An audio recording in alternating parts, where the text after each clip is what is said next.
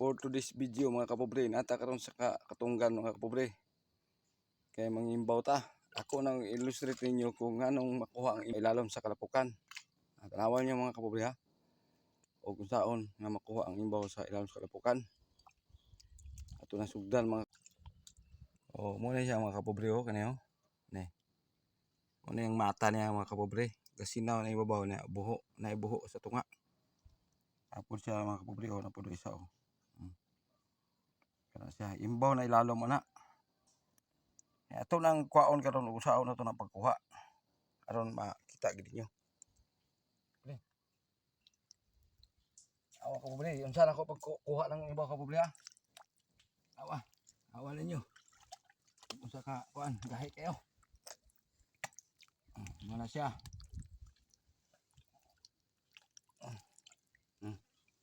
Mga pobre. Imbaw gina siya oh. Tanawa, imbaw gina siya. Tugasan. Oh. Wala siya imbaw. At wala makatuog gyud mo kuan. Ito ning kilawon mga kapobre. Oh. Siya itong kilaw. Diyo ko. Oh, nawa ha. Imbaw na siya mga kapobre. Di wala gini siya kuan. Na unod niya oh. Imbaw na siya.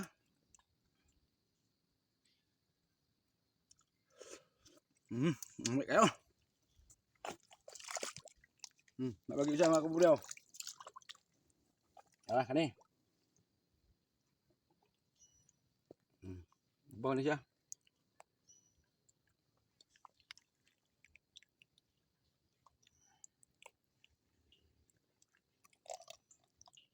Ya, di po na ito malikayan mga kapobre nga mawala gid siya kay tungod sa daghan kayong gamot sila lumba.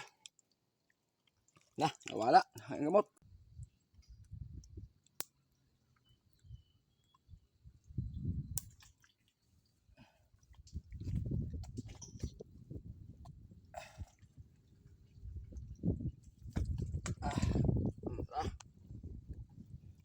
Tugasan eh.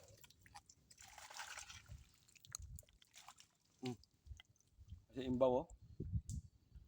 Imbaw gina siya, laglom kayo.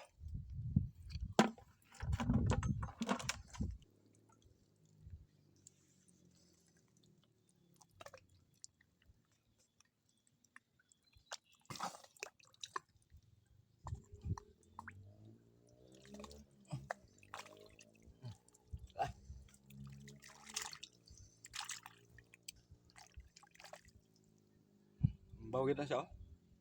Dili gini kuan. Tinuod gini. Oh.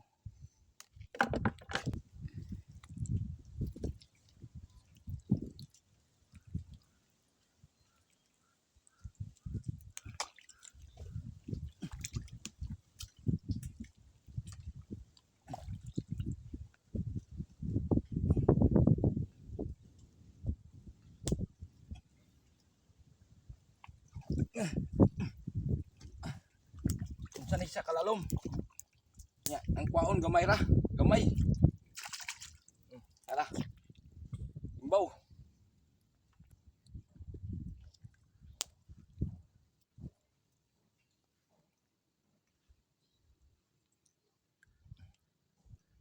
Ini, marag mabaw ra.